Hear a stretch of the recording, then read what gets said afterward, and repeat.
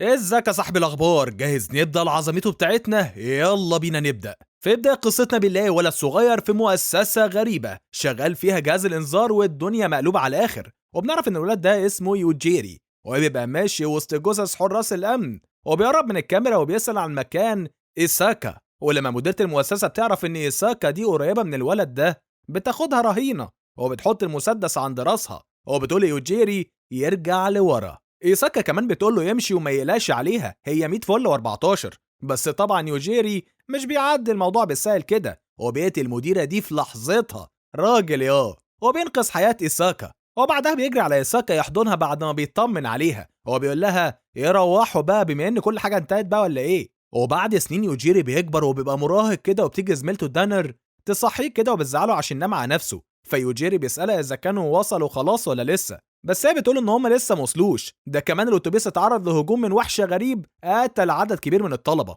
فبيسالها ايه اللي بيحصل.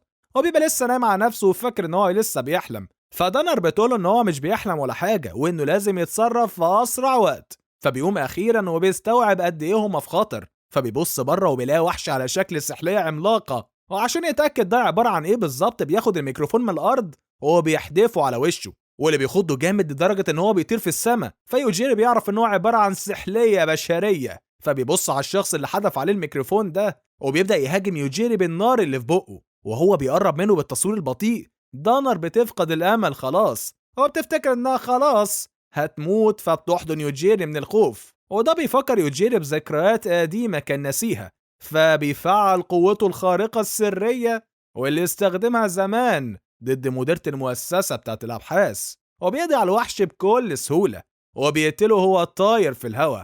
ايه يالا الحلاوة دي يالا. ودانر مش بتاخد بالها ان يوجيري هو اللي انقذها وبتتصدم لما بتلاقي السحلية دي اتهزمت فجأة كده من غير سبب. ويوجيري بيعمل نفسه ملوش دعوة باللي حصل وبيطلع الايباد بتاعه وبيقعد يلعب عليه. ودانر مش بتستغرب يعني لما بتلاقي صاحبها مطلع الايباد وبيلعب عليه في نفس الاتوبيس اللي فيه جثث زمايلهم، وبتسأله لو المفروض يخرجوا من الأتوبيس ولا لأ.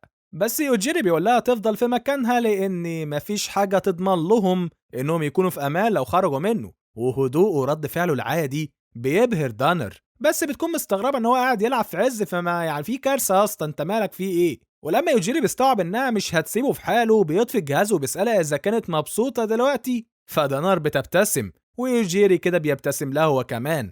هو بيسألها ازاي وامتى السحلية دي هجمت على الاتوبيس بتاع المدرسة. فدنر بتحكي له اللي حصل من البداية خالص. فبنرجع بالزمن لوقت ما الطلبة كلهم كانوا راكبين الاتوبيس وفي طريقهم للرحلة.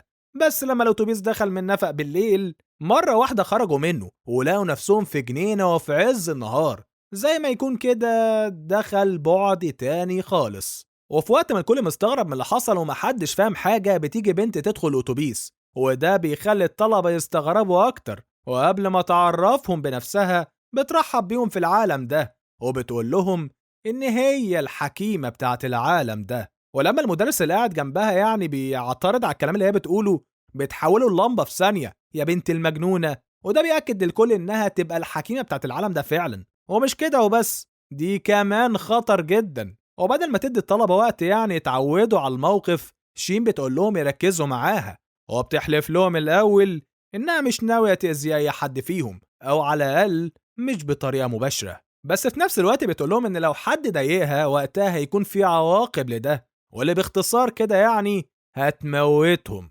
وبتهزر معاهم وبتقولهم كمان إن مستوى طاقة هجومها حوالي يعني 500 ألف بس. كلام فاضي. ولما حدش يعني بيضحك على هزارها بتقتل سواق الأتوبيس من غير سبب وهي مبتسمة كده زي المعاتيه يا بنت المجنونة. وبتبرر موقفها وبتقول لهم ان الهزار ده ضايقها وعشان كده هي موتته. وبعدين بترجع تشرح لهم انهم في عالم موازي وبتقول لهم ان هي اللي جابتهم على هنا عشان يبقوا هم كمان حكماء، وعلى حسب كلامها العالم ده الحكماء بس اللي بيسيطروا عليه، وعشان تختار مين فيهم اللي هيبقى حكيم زيها بتنزل عليهم نظام كده اسمه باتل سونج، بمعنى اغنية المعركة. وبيشتغل عليهم كلهم ما عدا يوجيري واللي بيبقى نايم ودانر وكام واحد تاني. وبسبب النظام ده بتظهر صورة شعار كده زي القايمة بتاعت النظام، والطلبة بيبقوا شايفينهم قدامهم وبتوريهم كل الحالات اللي موجودة في العالم ده. وعلى حسب كلام شين فقائمة النظام دي تعتبر هدية في العالم ده، وبتقول لهم إن اللي ما استلموش هدايا دول بقى مش مناسبين، واللي من ضمنهم بالمناسبة دانر. فشين بتقترح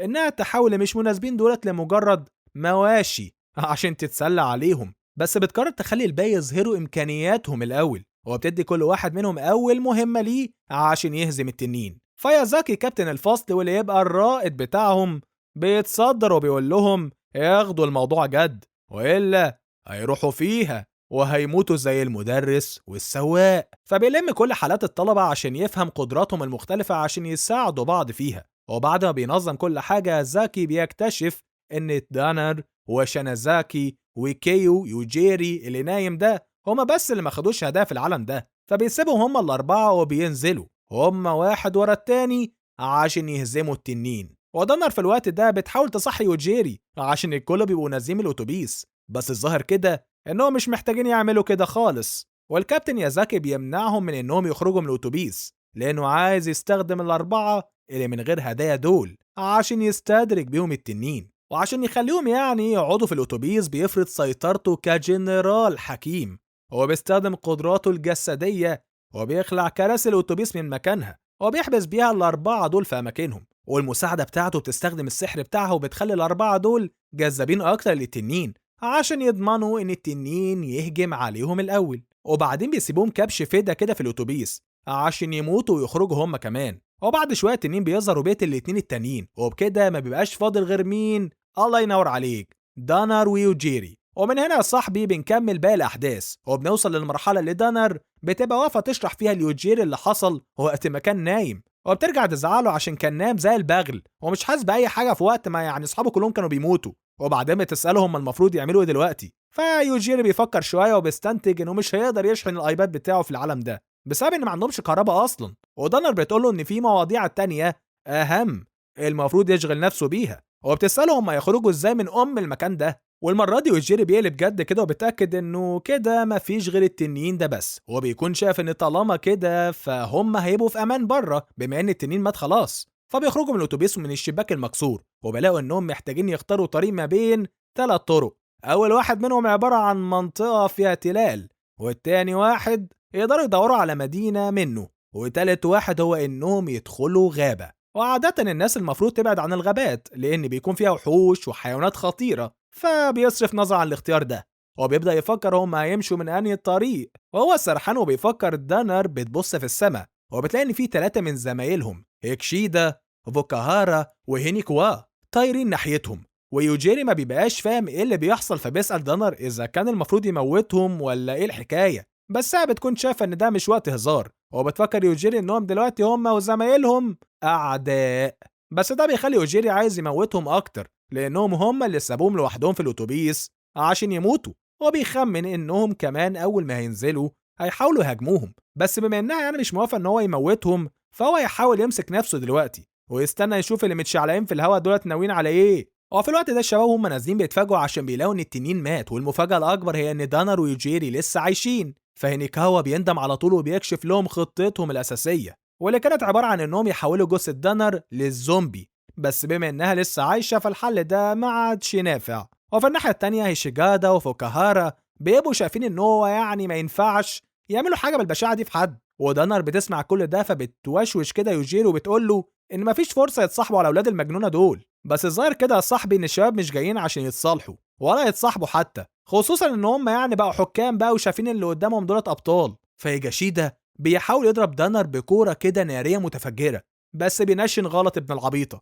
بس مش بتيجي فيها، وبيقول لدانر انها لو مش عايزه تموت فالاحسن انها تنضم لفريقه. بس دانر بتفهم ان نيته مش كويسه خالص وبتبقى مخضوضه من اللي حصل ومش مستوعبه اللي هو عمله، بس يوجيري بيفضل ثابت في مكانه زي ما هو مش مستغرب من اللي بيحصل. وعشان يفرض سيطرته بيقول لهيجيشيدا يمشي من هنا وياخد معاه قدراته اللي لسه كاسبها جديد دي، وفي نفس اللحظة هيجيشيدا بيطب ساكت فعلا. وبعدها يوجيري بيقول للاتنين اللي واقفين ما يتحركوش من اماكنهم لو مش عايزين يموتوا، بس فوكاهارا بيجري كده على هيجيشيدا عشان بيحاول يعني ينقذه، وبيكون فاكر ان هو لسه عايش فبيموت هو كمان عشان ما نفذش اوامر يوجيري، وبكده ما بيبقاش فاضل غير الواد هينيكاوا. فيوجيري بيشرح له الاول عن قوته عشان يفهم هو بيتعامل مع ايه، والاول يوجيري بيطلب منه إنه يشوف لو الشباب اللي وقعوا دولة ماتوا فعلا ولا لأ. وأول ما بيتحرك وبيتأكد كده إنهم ماتوا فعلا، يوجيري بيلف وبيبص لدانر.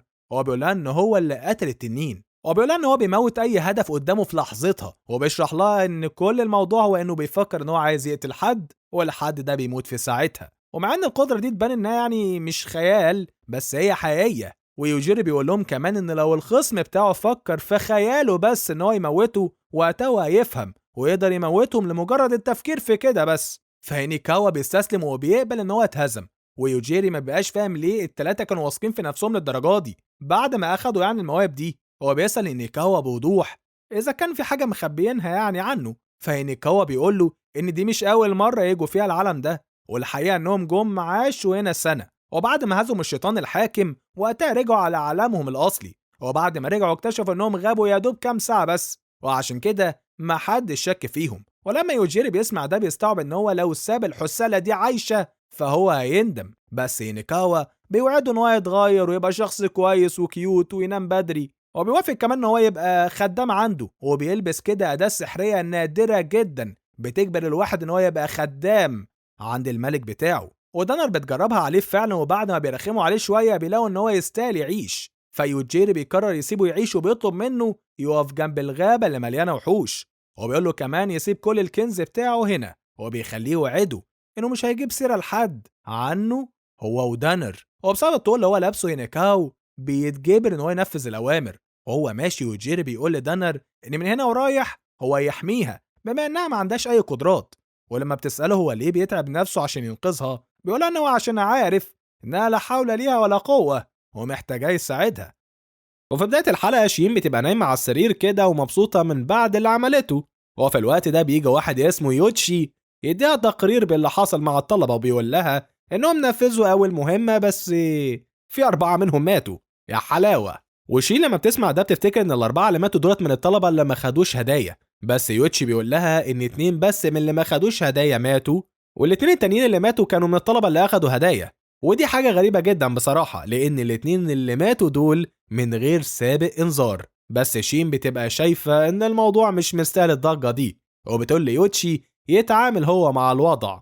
وفي الناحية التانية يوجيري ودانر بيشقوا طريقهم لحد ما بيوصلوا لبوابة المدينة بعد ما كان بقالهم ساعات مقضينها مشي. بس بيلاقي الحراس بيقفلوا البوابة وهم بيقربوا، ويوجيري بيكون متوقع حاجة زي دي بالظبط بما انهم يعني جايين متأخر. فبيجروا على البوابة عشان يلفتوا انتباه الحراس قبل ما يباتوا في الشارع. فدانر بتروح تتكلم مع الحراس بس محدش منهم بيفهم كلمة من اللي بتقوله.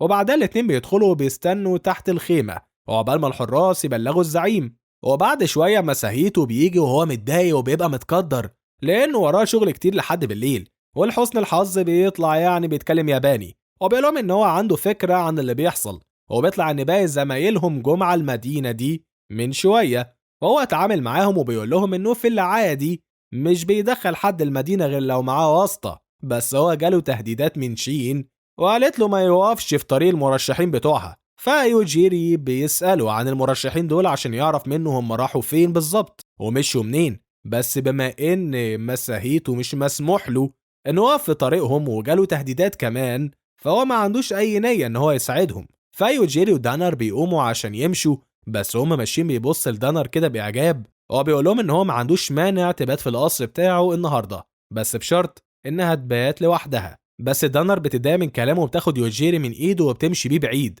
وبنعرف ان الكلام مساهيته ما اثرش فيها، بس هي اخدت يوجيري وجريت كده بيه بعيد عشان يوجيري ما يتهورش ويموته بعد اللي قاله ده. ويوجيري ما بيبقاش فاهم هي ليه فاكره يعني من النوع ده من الناس، فبتفكروا ان هو قتل زمايلهم لما حاولوا يتعدوا عليهم، وان دي مش حاجه جديده عليه يعني ولا على شخصيته. بس بتغير الموضوع، بتقوله ان البلد دي شكلها لطيف وان الناس اللي عايشين فيها شكلهم وحوش، بس من الوحوش يعني الطيبين. وبعدين بتيجي بنت اسمها ماريو وبتقول لها انها اخدت بالها ان دي اول مره يجوا فيها البلد دي، بس بتسالهم اذا كانوا واقعين في مشكله ولا محتاجين مساعده ولا حاجه، لان لو كده فهي حابه تساعدهم لانها بتكون لطيفه جدا بالنسبه للشخص هم لسه مقابلينه.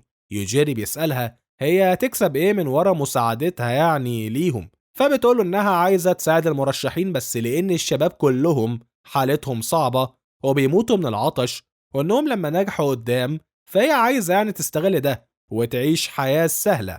ودانا لما تسمع ده بتتفاجأ، بس على الأقل بتقدر صراحتها. وبعدها ماريو بتقول لها إن مفيش داعي تقلق، لأنها كده كده مش ناوية تستغل واحد مرتبط، وإنها عارفة إن البنات مش هيسيبوا رجالتهم بسهولة، فمش حابة تخاطر أو توجع دماغها. وبسبب صراحتها دي وجيري ودانر مش بيشكوا فيها، ودانر بتكون عايزة تلف في البلد شوية قبل ما الدنيا تضلم، فبيقرروا انهم يقبلوا مساعدة ماريو، واكيد يعني مش هيحصل حاجة وده مش فخ مثلا. بس بعدين بيكتشفوا ان ده فخ فعلا، وبيلاقوا شوية حرامية ملمومين عليهم بعد ما اشتروا حاجات كتير. فيوجيري بيحاول يلم الموضوع، وبيسأل الرجالة لو موافقين ياخدوا فلوس ويسيبوهم يعني في حالهم. فالرجالة بيقولوا له انهم موافقين على الفلوس، بس برضه هما بيدوروا على المرشحين اللي زيه هو ودانر، وده لان كل مرة شين بتجيب لهم فيها مرشحين جداد اللي بياخدوا هدايا بيتجننوا بالقوة اللي معاهم، وهم زهقوا من القتالات اللي بتحصل عندهم في البلد، وبتقلل يعني من قيمة المكان. بس هم أضعف بكتير من المرشحين اللي واخدين هدايا، فده معناه إنهم مش هيقدروا يعني يشتكوا، وعشان كده هم بيعملوا كده. وبعد ما بيخطفوا المرشحين الضعاف بيقتلوهم، فبيكونوا عايزين يموتوا يجيري وياخدوا دانر يشغلوه عندهم. بس دلوقتي بعد ما العصابة كشفت لهم نواياهم، فيوجيري ملهوش حجة بقى، والراجل حقه يموتهم طالما هم عاملين فيها رجالة خطرة. وقبل ما يوجيري يتهور، دانر بتحاول تقنع ماريو تلم الرجالة يعني ويمشوا قبل ما يموتوا، بس ماريو بتفتكرهم بيصيعوا لأن أكيد مفيش حد من الطلبة ما أخدش هدايا هيبقى قوي ويقدر عليهم. فدانر بتقول لها خلاص براحتك، أنا عملت اللي عليا. ولما بتبص وراها بتلاقي الخمس رجالة اللي وراها ماتوا في غمضة عين. بس بعدين بيحاول يحذر الباقي اللي واقفين قدامه، فبيقول لواحد منهم يموت نص نص كده، والتاني بيحوله لغدار. هو بيحاول على قد ما يقدر ان هو يبقى حنين عليهم، بس بيدشملهم كلهم في الاخر. ومع انه كان بيحاول يتعامل معاهم بالراحة، بس بيلاقي نفسه بهدل ابوهم، فبيقرر ان هو ينهي القصة دي ويخلص بقى. وفي اللحظة دي ماريو بتستوعب انها غلطت غلطة عمرها، وبتحاول تقنعه يعني يسيبها تعيش، وبتقول له إنها عملت كده عشان تاخد فلوس وتساعد بيها أخوها المريض. بس يوجيري مش بيعدي الموضوع بالساهل، وبيقول لها إنها حاولت تخطفهم وتبيعهم لعصابة يشغلوهم عبيد عندهم، فمش بيسمي عليها من الآخر. هو بيقول لها تموت هي وآخر واحد من العصابة. بس المفاجأة إن مفيش حاجة بتحصل المرة دي، فهي والراجل اللي معاها بيحمدوا ربنا إن مفيش حاجة حصلت لهم، وما بيصدقوا يا صاحبي، وبيطلعوا يجروا قبل ما يوجيري يتهور تاني. فدانر كده بتسأل يوجيري اشمعنى ساب دول يعيشوا، فبيقولها ان هو ما سابهمش ولا حاجة، وان هو دايما بيقتل اللي قدامه بمجرد ما بيفكر في الموضوع. وفي الوقت ده ماريو بتبقى واقفة بعيد ومستخبية وفاكرة انها نجت منه، بس مرة واحدة اللعنة بتصيبها وبتموت في مكانها. وبنشوف الراجل التاني اللي كان معاها وهو مرمي على الأرض وميت هو كمان. ودلوقتي بعد ما خلصوا على العصابة يوجيري ودانر بيتحركوا وبيروحوا يشوفوا مكان يباتوا فيه، بس بيلاقوا نقيبة الحراس واقفة وراهم وبتناديهم، وبتقول لهم ان الجيران بلغوا عن اللي حصل وهم عايزينهم في كلمتين. فيوجيري بيحاول يحور عشان يخلص يعني الحوار ده. هو بيقول انا جيت يعني لقيت الناس دي مرمية على الارض بس كده والله، وزي ما حضرتك شايفة. بس نقيبة الحراس مش بتصدقه، وبتقول انها شافت كل حاجة وان الرجالة دول وقعوا من قبل ما يهجموا عليهم اصلا. ودانر ما بتبقاش مصدقه ان الست دي مطلعهم مجرمين بعد ما تعرضوا للهجوم اصلا، وطالما هي شايفه اللي حصل من البدايه ليه ما اتدخلتش لما لقيتهم في مشكله. فاديلر بتقول لهم انها كانت بتحاول تعرف العصابه دي بتبيع ضحاياها لمين، وعشان كده كانت عايزه تسيبهم يخطفوا يوجيري ودانر ويروحوا وراهم عشان يوصلوا لزعيم العصابه. وبتقول لهم كمان ان الحراس وصل لهم تعويذه حمايه المرشحين، وده معناه ان المرشحين اللي اخدوا قوه خارقه كهدية قوتهم مش هتأثر عليهم، فالأحسن يروحوا معاهم من غير شوشرة. ولما واحد من الحراس بيستخدم عليهم كده جهاز كشف القوة السحرية، بيلاقي إن محدش منهم عنده منها، فمش بيقدروا يشرحوا ازاي يوجيري قدر يعمل كل ده، وبكده فهم ملهمش حق يقبضوا عليه. وقتها أديلر بتعترف إنها اتهزمت، وبتقول لهم إنهم يقدروا يمشوا دلوقتي، والحراس اللي معاها بيعتذروا ليوجيري ودانر على اللي حصل. ويوجيري بيقول لهم مش مشكلة يا شباب، حصل خير، بس أكيد يعني كان هيبقى أحسن لو اعتذرتم ليا، أو على الأقل يشوفوا لهم مكان يباتوا فيه بدل ما يباتوا في الشوارع. وفعلا حراس بيجيبوا لهم كده مكان فخم جدا يباتوا فيه. وفي وقت ما دانر بتبقى واقفة تتفرج على المكان ومنبهرة بيه، يوجيري بيروح يحجز كده الأوضة. هو بيسألها لو حابة تبات معاه في نفس الأوضة، فدانر بتتكسف وقتها يوجيري بيقترح عليها إن وضعهم يكونوا جنب بعض وخلاص. في المشهد اللي بعد كده دانر بتدخل أوضتها وتنبهر من جمال المكان وفخامته، وبتنط على السرير كده وهي مبسوطة. وفجأة بتفكر في يوجيري وبتفتكر لما اقترح عليها يقعدوا في نفس الأوضة، وبتسأل نفسها يا ترى يا هل ترى هو كان بيفكر في إيه وهو بيقول لها كده. بس بعدين بتفتكر إن دي أول مرة تبعد فيها عن يوجيري من وقت ما دخلوا العالم ده، وحاسة إن هو لو ما كانش معاها كان زمانها ماتت ولا اتخطفت. وبعدين بتسأل نفسها إذا كان يوجيري معجب بيها ولا لأ، بس بعدين بتفتكر إن هو مش معجب بيها ولا حاجة. هو بتدفن وشها كده في المخدة من الإحراج، ومرة واحدة بتسمع صوت غريب، ولما بتبص قدامها بتلاقي فيه شبح طاير فوق سريرها. فبتترعب في الأول، بس بعدين بتحس إن الشبح ده فيه شبه من أختها، بس لأن أختها عايشة فده معناه إنها عملت حاجة وحشة، لأن دي بتبقى عبارة عن الروح الحارسة بتاعة عيلتها. فالشبح بتقول لها إنها ملهاش علاقة بأختها، وإنها جاية هنا عشان تساعد دانر وتشوف هي محتاجة إيه، خصوصا إنها عمالة بتواجه في مشاكل كتير. فدانر بتسألها هي ليه ما ظهرتش وقت هجوم التنين، ولا وقت ما كانت بتتخطف في المرتين اللي حصلوا في نفس اليوم. فموكو بتقول لها إنها ست صريحة ومش هتعرف تكذب، فبتفهمها إنها خايفة من يوجيري، وده بيوضح قد إيه يوجيري شخص خطير، لأن دي عبارة عن شبح ميت أساسا، بس بالقوة اللي عند يوجيري دي هي خافت تظهر فجأة قدامه وياخد عنها انطباع غلط ولا حاجة، وده يخليه يمحيها من الوجود في غمضة عين. وعشان كده هي عايزة دانر تحكي ليوجيري عنها قبل ما تظهر قدامه، وعشان ما يفتكرهاش جاية يعني تأذيهم. ودانر بتوعدها إنها تحكي له عنها تاني يوم. بس بعدين بتسأل موكو عن موضوع مساعدتها ده، فموكو بتقول لها إنها بما إنها عبارة عن روح فهي تقدر تحمي دانر من حاجات كتير بعيدا عن الهجوم الجسدي بس. والحقيقة إنها هي اللي منعت هدية القوة السحرية اللي شين كانت عايزة تدخلها في جسم دانر وقت ما كانت في الأتوبيس. ولما دانر بتسمع ده بتتعصب، لأن باللي موكو عملته ده هي خلتها يبقى ملهاش لازمة في العالم ده كله. بس موكو ما بتبقاش شايفة إن دي مشكلة، ومقتنعة اللي عملته ده الصح، لأنه مش كويس إن حد يحط في جسمها حاجة مريبة. وبتشرح لها إن هدية القوة السحرية دي أكيد ليها مميزات، بس بمجرد ما بتسمح للقوة دي إنها تدخل الجسم وقتها شين بتتحكم في الشخص لبقية حياته. وعشان كده موكو أخدت القرار الصح. وغير كده كمان هدف موكو هو إنها تضمن إن دانر ترجع لكوكب الأرض سليمة وتورث أسلوب القتال المميز اللي عندهم في العيلة. فدانر بتقول لها إنها بتتمنى فعلا إنها ترجع كوكب الأرض، بس هي محشورة هنا مع يوجيري عشان هي ضعيفة ومفيش في إيدها حاجة تعملها. بس هنا بيجي دور موكو، وبتقول لدانر إنها تعلمها كل تقنيات القتال اللي تعرفها. وتاني يوم الصبح دانر بتقابل يوجيري وبتقول له إنها ما نامتش طول الليل بسبب تدريب موكو ليها. وبعدين بتسأل يوجيري هم هيقابلوا باقي زمايلهم ولا إيه نظام، فبيقول لها إنه كان عايز يتكلم معاها في الموضوع ده بصراحة. وبعد كده بيقابلوا واحدة اسمها سيليستينا، وبنعرف إنها كانت بتساعد يوجيري يدور على أماكن زمايله وإزاي يوصل لهم من هنا، وساعدته كمان يتعلم كام كلمة يستخدمها هنا وشوية حاجات هيحتاجوها، ومعاهم كمان شاحن عشان يقدر يلعب براحته. وبتجيب لهم كده تذكرتين كمان عشان يروحوا بيها العاصمة بالقطر على الظهر كده. فيوجيري بيشكرها على تعبها ده، وبنفهم إن كل الحاجات اللي جايبينها دي جايبينها من الذهب اللي سرقوه من الطلبة اللي تهجموا عليهم. وقبل ما سيليستينا تمشي يوجيري بيطلب منها إنها تاخد جزء من الذهب اللي معاهم وتستثمر لهم بيه يعني في حاجة عدلة تنفعهم. وسيليستينا بتنفذ الأوامر من غير أي مشكلة. وبعدها الشباب بيركبوا القطر وبيكملوا رحلتهم وبيروحوا يدوروا على باقي زمايلهم. وبنعرف إنهم رايحين لمكان اسمه الغابة البدائية. بس في نص الطريق يوجيري بيحس إن في خطر بيقرب عليهم، فبيزق دانر كده على الأرض عشان مفيش أي حاجة تيجي فيها. وفعلا بتيجي حاجة كده تخبط في القطر وبتشيل السقف خالص. وبعدين بيكتشفوا إن في معركة بتحصل قريب منهم، والمعركة دي بتتسبب في أضرار كبيرة. وفي الناحية التانية واحدة من الحكام اللي في العالم ده بيوصل لها تقرير من أديلر بخصوص اللي حصل، بس ما بيبقوش عارفين ايه اللي حصل برضه، بما ان الشاب اللي قابلته ده ما ادهاش اي تفسير. وبعدين بنلاقيهم مقابضين على الراجل اللي يوجيري موته نص موته ده، بس محدش بيكون فاهم قدراته دي عبارة عن ايه بالظبط، فبيستغربوا وبيحاولوا يفهموا السبب.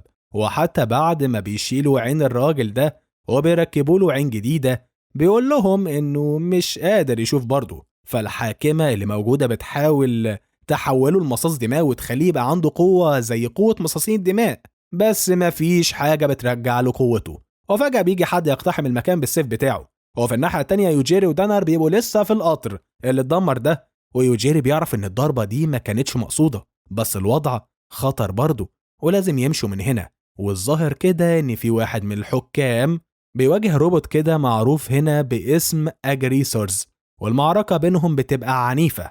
فدانر بتسأل يوجيري إذا كان يقدر يموتهم وخلاص، بس يوجيري بيقول لها إنه مش ماشي يموت في الناس كده، وإنه عنده قواعد يمشي عليها، وهي إنه مش هيمشي يقتل في الناس عشان مش عاجبينه يعني، والناس دول مش قاصدين يضربوهم هم، فما فيش داعي يقتل حد فيهم. وفي الوقت ده الحاكم بيضرب عليهم، فيوجيري بيقول ما بديهاش بقى، الواد ده هيموت النهارده. وفي الناحية التانية في القصر بنلاقي إن الشخص اللي هجم عليهم ده جاي يفجر القصر باللي فيه، بس الحكامة اللي هناك عشان عندها قدرات العلاج الذاتي بتاع مصاصين الدماء ده بتقدر إنها تنجو من الانفجار، وبنعرف إنها أذت حبيب الشخص ده، بس هي مش بيشغلها التفاهات دي، وغير كده كمان هي مش بتموت وعارفة إن الولد ده مش قدها، فبتقرر ما تتعبش نفسها وتموته، ويا دوب بترميه من فوق السطح. وبعدها بتقول لأديلر يجيب لها يوجيري ده عشان عايزة تعرف هو إزاي قتل كل العصابة لوحده من غير ما يلمسهم. وفي الوقت ده يوجيري بيقتل الحاكم اللي ضربهم، فالروبوت بيقرر يشغل دماغه وبيروح يتفاهم يعني مع يوجيري بالهداوة، بس الروبوت ما بيبقاش معاه حاجة تنفع يوجيري، بس الروبوت بيحلف لا يساعدهم، وبيدي دانر كده السيف هدية منه ليها. وفي الوقت ده في القصر الحاكمة بتقابل شين وبتتكلم معاها عن الحاكم اللي مات ده، وبعد ما بيعرفوا انهم لقوا جثته جنب سكك الحديد بيشكوا في مين؟ في يوجيري طبعا. وشين ما بتبقاش مهتمة وبتقول لها تعمل اللي شايفاه مناسب وما توجع لهاش دماغها. فالحاكمة بتنادي على واحد من المساعدين بتوعها وبتقول له يحضر يعني جيش الزومبي. وفي الناحية التانية بعد ما يوجيري ودانر مشوا لساعات بيلاقوا أخيرا بلد هانابوسا، واللي بتطلع شبه اليابان جدا، ولما دانر بتشوف ده بتتحمس على الآخر وبتكون عايزة تلف في البلد، بس يوجيري بيكون تعب من كتر المشي، فدانر بتقترح عليه إن هو يتمرن أكتر من كده.